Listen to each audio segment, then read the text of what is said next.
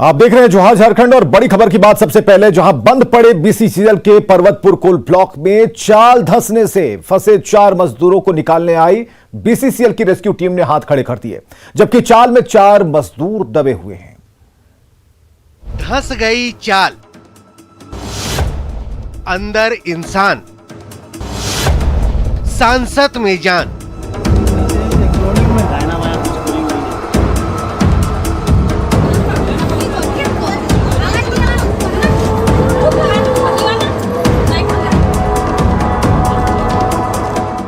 ये तस्वीर बोकारो के अमलाबाद इलाके की है और ये है बंद पड़ा पर्वतपुर कोल ब्लॉक। तिलाटांड इस कोयले की अवैध चाल के अंदर 4 लोग फंसे हुए हैं। बाहर से आवाज देने पर अंदर फंसे लोग बचाने की गुहार लगा रहे हैं। घटना स्थल पर लोगों की भारी भीड़ है, लेकिन कोई बचाए तो बचाए कैसे। हम तस्वीरें आपको पहले दिखाना चाहते हैं कि यहाँ किस प्रकार का जो सुरंग है वो यहाँ बना हुआ है और किस तरह से यहाँ सुरक्षा व्यवस्था रहने के बाद भी लोग किस तरह सुरंग में घुसकर अपने घरों में या फिर बाहर कोयले ले जाने की तैयारी कर रहे थे। इसी दौरान यह चाल धंसा है। आप अंदर की तस्वीरें देख सकते हैं। ये सीधे अंदर जो है वहीं से कोयला काट के निकाला जाता था और इसमें जो है तिलाटांड के रावण रजवार, लक्ष्मण रजवार, अनादि सिंह और भरत सिंह इस सुरंग में फंसे हुए हैं। जैसा कि रावण रजवार के रिलेटिव का कहना है कि आज सुबह जब यहाँ वे आए और जब आवाज लगाई तो उन्होंने बचाने की गुहार लगाई है। काफी देर बाद जिला प्रशासन की पहल पर बीसीसीएल के अधिकारी मौके पर पहुंचे, पूरे इलाके का मुआयना किया। बीसीसीएल की रेस्क्यू टीम कुछ अंदर तक सुरंग में घुसी हुई, लेकिन आगे सुरंग बंद होने की वजह से रेस्क्यू न कर पाने का हवाला देते हुए हाथ खड़े कर दिए गए। आप लोग देखिए तो कुछ दूर जाके देखिए, पूरा फॉल है, रास्ता ब्लॉक है। आगे क्या करेंगे? आगे क्या करेंगे, मैनेजमेंट डिसीजन लेगा ना। तो सर किस तरह का कंप्लीट ब्लॉक है। तो हम लोग गए हैं, करीब 12-14 फुट आगे गए हैं, सूत के हो जाके देखा कंप्लीट ब्लॉक है। तो क्या सर रेस्क्यू करने में बहुत दिक्कत आएगी? दिक्कत में वो हम साफ नहीं कर सकेंगे, हम लोग बोला हम लोग के द्वारा संभव नहीं है। ग्रामीणों की मांग है कि किसी भी तरह अंदर फंसे लोगों को निकाला जाए, लेकिन रेस्क्यू टीम खुद को असमर्थ बता रही है। सवाल है कि अब अंदर फंसे लोगों का क्या होगा? क्या कोई चमत्कार होगा? न्यूज़ 18 के लिए बोकारो से मृत्युंजय कुमार की रिपोर्ट।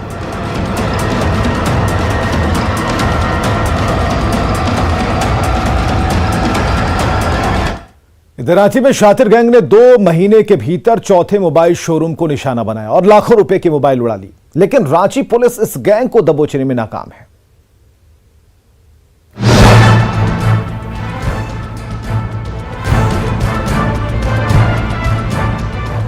शातिरों का एक गैंग शटर के अंदर स्मार्टफोन की चोरी मचा रहा है, तो दूसरा गैंग शटर के बाहर चबूतरे पर चादर ढककर सोने का बहाना कर रहा है, ताकि किसी को थोड़ा भी शक ना हो। चौंक गए ना? लेकिन चोरों का ये शातिर गैंग इसी अनोखे तरीके से पिछले 1 महीने के अंदर कई मोबाइल दुकानों को निशाना बना चुका है। ये शातिर अपराधी शटर के बाहर चादर लेकर खड़े हो जाते हैं, तो उस चादर की आड़ में कुछ अपराधी शटर के निचले हिस्से में सुराख बनाकर अंदर घुस जाते हैं और फिर महंगे से महंगे स्मार्टफोन झोले में भरते जाते हैं। सीसीटीवी में सारे लोग मतलब 10 लोग यहाँ पे आए, वो शटर कटर से काट करके और चादर को दिखला कर छिपा करके आप अंदर शटर के अंदर घुसे और सिर्फ मोबाइल को चोरी किए। इन सीसीटीवी तस्वीरों को जरा गौर से देखिए। ये नकाबपोश चोर मोबाइल शोरूम का एक रैक खंगाल रहा है। अलग अलग डब्बों में पैक कीमती से कीमती स्मार्टफोन चुरा रहा है और अपना खाली झोला भरता जा रहा है, तो बाहर उसके साथी पहरेदारी में डटे हुए हैं। करीब आधे घंटे तक इन अपराधियों ने कांटा टोली के इस बड़े मोबाइल शोरूम का कोना कोना खंगाला और 15 लाख रुपए से भी ज्यादा दाम के स्मार्टफोन उड़ा लिए। 93 पीस मोबाइल है, जिसमें से अभी हम जो डब्बा है उस पर हम इसका काउंटिंग किया तो 35 पीस है, लेकिन टोटल स्टॉक मेरा 95 पीस का है। ये अप्रोक्स 2 से ढाई महीना में आप देखेंगे चौथा है। पहला जगन्नाथपुर थाना में जो हुआ था, रिसु टेलीकॉम जो नाम था, उस पे भी सेम केस हुआ कि उसका भी ऊपर से मतलब गेट वगैरह तोड़ करके नीचे लाया गया।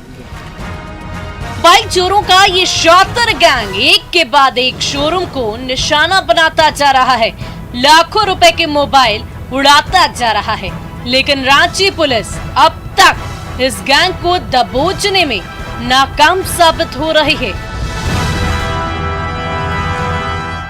ओम प्रकाश, न्यूज़ 18, रांची।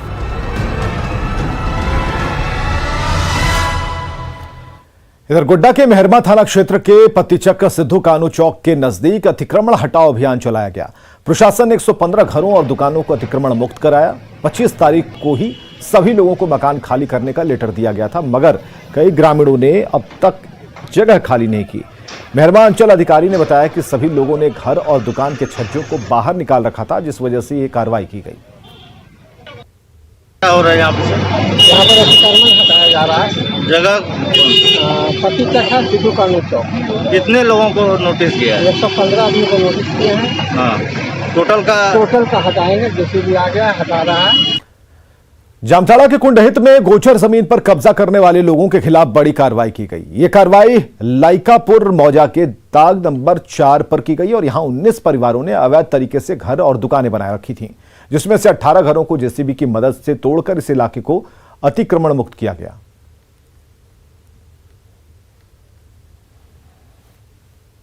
एक साल से पहले सीओ साहब ने और ग्रामीणों ने बोल दिया है कि तुम लोग कम से कम गोचर छोड़ दो, लेकिन ये लोग सुनने वाला नहीं था, तो अब तुमको कानूनी कार्रवाई आज हो रहा है। सर, यहाँ कितने दिनों से मतलब बैठा हुआ है ये सब? 3-4 साल। और रामगढ़ के मुकुंदबेड़ा में आउटसोर्सिंग कंपनी में हमला हुआ। अपराधियों ने कंपनी में फायरिंग की, बम फेंके, जिसमें एक सुरक्षाकर्मी समेत 5 लोग घायल हो गए।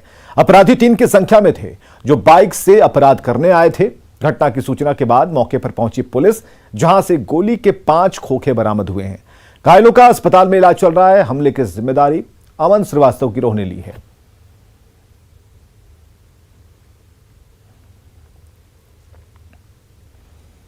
झारखंड में सक्रिय उग्रवादियों और संगठित गिरोहों के आर्म सप्लायर चेन पर एटीएस की दबिश देखने को मिल रही है। जांच बढ़ने के साथ इसका दायरा इंटरस्टेट से बढ़कर विदेशों से जुड़ने के आसार हैं। झारखंड में सक्रिय उग्रवादियों और संगठित गिरोहों पर अब पुलिस सख्ती के मूड में है। आर्म सप्लायर चेन पर एटीएस की दबिश देखने को मिल रही है। पिछले 1 महीने में ही 9 आर्म्स तस्करों की गिरफ्तारी की गई। सबसे बड़ी बात है कि गिरफ्तार आरोपियों में 3 का संबंध बीएसएफ और सीआरपीएफ से है। वहीं जांच बढ़ने के साथ इसका दायरा इंटर स्टेट से विदेशों से जोड़ने के आसार है। हथियार तस्करी में बीएसएफ और सीआरपीएफ जवानों के शामिल होने के खुलासे के बाद झारखंड पुलिस की तरफ से एक डिटेल रिपोर्ट भी तैयार किया जा रहा है, जिसमें सभी तथ्यों को शामिल किया जाएगा और उसे बीएसएफ सीआरपीएफ के वरीय अधिकारियों को भेजा जाएगा, ताकि रैकेट में शामिल अधिकारियों और जवानों को चिन्हित किया जा सके। एटीएस की जांच में साबित हो चुका है कि सभी बरामद कारतूस सेंट्रल फोर्सेज के हैं। वहीं हथियार के निर्माण का नया लिंक भी सामने आया है, जिसमें बिहार के मुंगेर के अलावा महाराष्ट्र और मध्य प्रदेश की सीमा पर हथियार की अवैध फैक्ट्री लगाने का खुलासा हो रहा है। रांची के डोरंडा थाना क्षेत्र में एक बार फिर कश्मीरी युवक की पिटाई से माहौल गर्म है। कश्मीरी युवक लंबे समय से गर्म कपड़ों का व्यवसाय रांची में करता था। पीड़ित के मुताबिक उसने धार्मिक नारे लगाने को कहा गया, लेकिन इससे जब मना किया गया तो उसकी पिटाई हुई। हालांकि इस मारपीट को लेकर दूसरे पक्ष का कहना है कि बीच सड़क में रिक्शा खड़ा कर दिया गया। इसमें आने जाने में परेशानी हो रही थी, जिसके कारण विवाद हुआ। वहीं कश्मीरी युवकों पर घर में महिला को अकेली देखकर जबरन घुसने का भी आरोप लग रहा है। घटना की जानकारी मिलने के बाद मौके पर पुलिस पहुंची, 3 लोगों को हिरासत में लिया। फिलहाल जांच जारी है।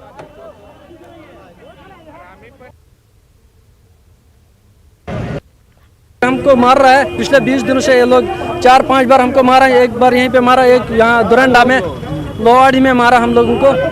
कौन लोग?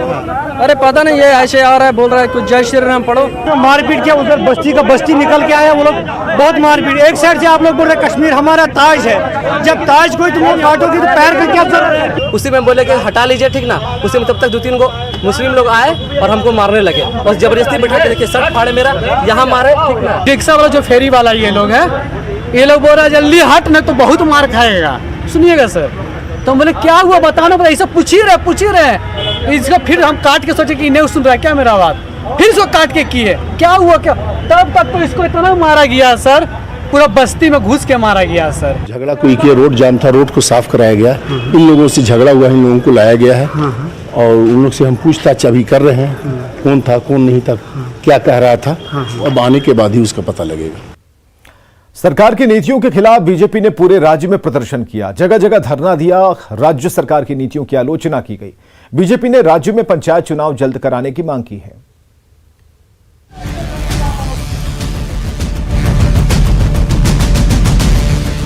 झारखंड में बीजेपी हेमंत सरकार पर हमलावर है।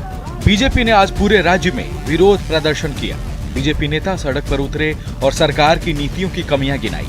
बीजेपी की मुख्य मांग राज्य में जल्द से जल्द पंचायत चुनाव कराने की है। रांची के नामकुम में बीजेपी के प्रदेश अध्यक्ष दीपक प्रकाश के नेतृत्व में धरना प्रदर्शन किया गया। दीपक प्रकाश ने पंचायत चुनाव को जल्द से जल्द करवाने और जेपीएससी परीक्षा में गड़बड़ी की जांच की मांग की।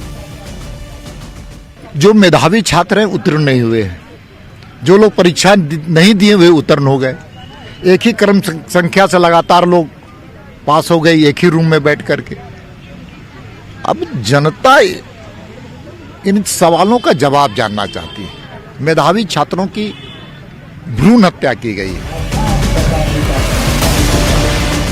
लोहरदगा के कुडू प्रखंड में हुए धरना प्रदर्शन में सांसद सुदर्शन भगत शामिल हुए, तो जमशेदपुर प्रखंड मुख्यालय के नजदीक हुए धरना प्रदर्शन में स्थानीय सांसद विद्युत वरण महतो ने हिस्सा लिया। बीजेपी नेताओं ने राज्य सरकार को हर मोर्चे पर विफल बताया।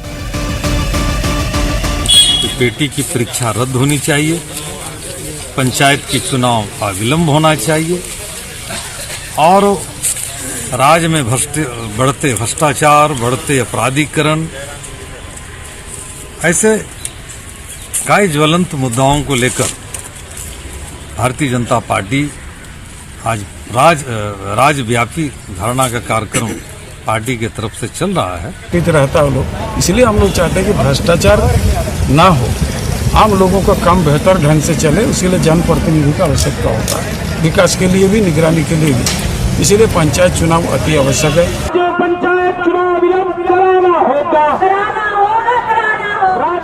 झारखंड में अक्टूबर महीने में ही पंचायत चुनाव कराने का समय तय था, लेकिन अब तक ना तो चुनाव की तारीख आई और ना ही कोई सुगबुगाहट है। बीजेपी ने इसे लोकतंत्र के खिलाफ बताते हुए राज्य सरकार को कटघरे में खड़ा कर दिया है।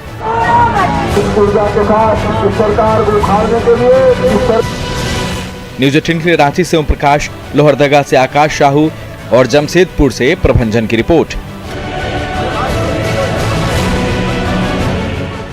मुख्यमंत्री हेमंत सोरेन और शिबू सोरेन ने रामगढ़ के गोला स्थित अपने पैतृक गांव पहुंचे और सोबरन सोरेन के 64वें शहादत दिवस कार्यक्रम में शामिल हुए। दोनों ने सोबरन सोरेन के समाधि स्थल पर पुष्प अर्पित किया। लुकिया टांड मैदान में लाभुकों के बीच परिसंपत्तियों का वितरण हुआ। हेमंत सोरेन ने कहा कि एक बार उनकी सरकार 60 साल के ऊपर के सभी लोगों को वृद्धा पेंशन योजना से जोड़ेगी।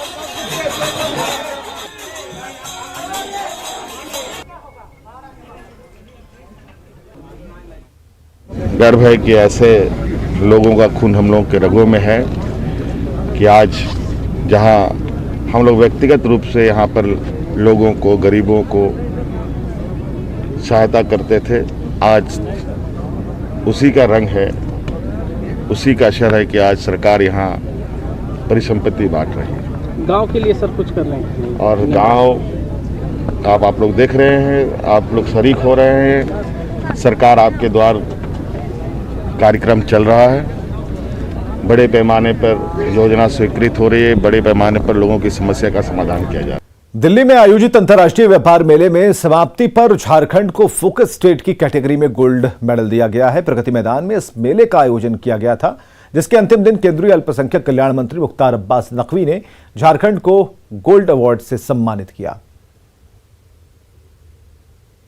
हम लोगों को फोकस स्टेट के रूप में मिला है। हम लोगों ने फोकस स्टेट के रूप में पार्टिसिपेट किया है और अच्छा रहा, जिसके चलते हम लोगों ने को अवार्ड IITF के द्वारा दिया गया है। गोल्ड अवार्ड है ये, फोकस स्टेट का दूसरा नंबर पर अवार्ड है ये। समृद्धि को समेटे हुए झारखंड राज्य नीति आयोग की ओर से जारी रिपोर्ट में गरीबी और कुपोषण के मामले में बिहार के बाद दूसरे स्थान पर है। बिहार में जहां 51.91% गरीब हैं, वहीं झारखंड में 42.16%। इस रिपोर्ट के बाद सत्ता पक्ष और विपक्ष एक दूसरे पर हमलावर है। कांग्रेस का कहना है कि झारखंड बनने के बाद अधिकतर समय बीजेपी सत्ता में रही और ऐसे में बीजेपी की ही सबसे अधिक जिम्मेदारी बनती है। वहीं बीजेपी ने पहले की स्थिति को बेहतर बताते हुए महागठबंधन की सरकार बनने के बाद हालात बदतर होने का दावा किया। इधर विनोबा भावे यूनिवर्सिटी के पूर्व कुलपति डॉक्टर रमेश शरण की माने तो झारखंड बनने के बाद स्किल डेवलपमेंट पर कोई काम नहीं हुआ और इसी वजह से यह स्थिति आई है। भारतीय जनता पार्टी की जो नीति रही है समाज को बांटने का, विकास को ठप करने का, यह उसी का परिणाम आया कि 17 सालों का कुपोषण इस राज्य को मिला। लोग युवा रोजगार के नाम पे इस राज्य से पलायन करते रहे। जो नीति आयोग का ये आंकड़ा है, ये 5 वर्षों के आंकड़े को अगर इनके 2 वर्षों के आंकड़ों से अब तुलना करेंगे हमारे 3 वर्षों के आंकड़ों से, तो चीज़ें और स्पष्ट हो जाएंगी। ये सरकार ने उन्हीं आदिवासी मूलवासियों को, समाज के अंतिम पायदान पर खड़े व्यक्तियों को बुला दिया है जिन्होंने इन्हें वोट देकर सत्ता में बुलाया, और इस तरीके की जो गलत चीज़ें हैं अब इस सरकार के माथे का कलंक बन रही हैं। मुझे लगता है सरकार को इमीडिएट स्टेप्स उठाने चाहिए कि इस कलंक को कैसे धोए। जहाँ मिनरल और माइनिंग है, मिनरल और माइनिंग को कहा जाता है कि वो रॉबर इंडस्ट्री है, वो डकैतों का उद्योग है, और पूरी दुनिया में जहाँ भी माइनिंग है वहाँ के लोग खुशहाल नहीं है वहाँ, क्योंकि माइनिंग तो कोई और करता है और विस्थापन और पर्यावरण का संकट दूसरे के लिए खड़ा होता है। तो हमको लगता है कैसे उनको लिंक किया जाए और कैसे ये जो पैरामीटर्स हैं उसको इम्प्रूव किया जाए, ये बहुत गंभीर सवाल है और जल्दी होना चाहिए। 21 साल से तो हम लोग को बिहार को ब्लेम करते थे, अब 21 साल से तो अपना शासन है, तो किसको ब्लेम करें। साहिबगंज में झारखंड राज्य खाद्य उद्योग के अध्यक्ष हिमांशु शेखर चौधरी ने प्रेस कॉन्फ्रेंस किया, जिसमें जिले में राष्ट्रीय खाद्य सुरक्षा अधिनियम 2013 के तहत किए गए प्रयासों के संबंध में जानकारी दी गई। उन्होंने लोगों से अपील की कि अगर कहीं योजना में गड़बड़ी है तो व्हाट्सएप पर इसकी जानकारी दें। है ये देखना कि इन जिलों में एनएफएसए के तहत जनता को मिले अधिकार जनता तक पहुंच रहे हैं या नहीं, और अगर नहीं पहुंच रहे हैं तो क्या दिखते हैं। अधिकारियों से मैं समीक्षा बैठक कर रहा हूं, पत्रकारों से मैं संवाद कर रहा हूं। पत्रकारों के बीच मैंने आयोग का व्हाट्सएप नंबर जारी किया है ताकि कोई पत्रकार स्वयं के या किसी भी लाभुक के शिकायत आयोग को भेजें। पूर्वी सिंहभूम में डीसी सूरज कुमार ने रविंद्र भवन स्थित बूथों का निरीक्षण किया। इस दौरान एक बूथ पर बीएलओ नदारद थी, जिसके बाद डीसी ने बीएलओ कुमकुम कुमारी को सस्पेंड कर दिया और उन पर प्रशासनिक कार्रवाई करने का निर्देश दिया है। आपको बताएं कि जिले के हर बूथ पर मतदाता पुनरीक्षण का काम किया जा रहा था। शनिवार को प्रत्येक बूथ में बीएलओ को उपस्थित रहकर कार्य को पूरा करने का निर्देश दिया गया था। यहाँ पे 3 बूथ हैं, 165, 166, 167।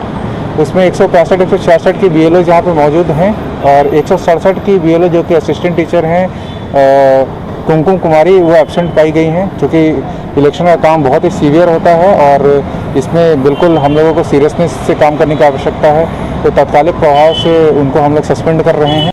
पलामू के हुसैनाबाद में आवास योजना के नाम पर अवैध वसूली का मामला सामने आया है। रविंद्र यादव नाम के शख्स पर वसूली का आरोप लगा है, जो कि बीडीओ को कमीशन देने के नाम पर ग्रामीणों से अवैध वसूली करता था। अब तक 15 लोगों से लाखों की ठगी कर चुका है। ठगी के शिकार ग्रामीणों ने इसकी लिखित शिकायत की है, जिसके बाद बीडीओ रतन कुमार सिंह ने मामले पर संज्ञान लेते हुए जांच की बात कही के और लोगों से पूछताछ करके उनमें गवाह भी थे, उन सब से एक प्रतिवेदन बना करके थाना जा करके थाना प्रभारी से मिलकर उनके खिलाफ एक प्राथमिकी दर्ज की गई है। एक जो बिचौलिया हैं रविंद्र यादव उनका नाम है, उनके ऊपर प्राथमिकी दर्ज की गई है। कौन पैसा ले रहे? रविंदर यादव लिए हैं। अच्छा, 20,000 लिए हैं। हम तब भी कहे कि हमको कोई कम निहार नहीं है, कि ऐसे कहे तो ऐसे कर दिया कि हमको कोई कम निहार नहीं है। हमका कम निहार अभी शीशा बाजार रंगा है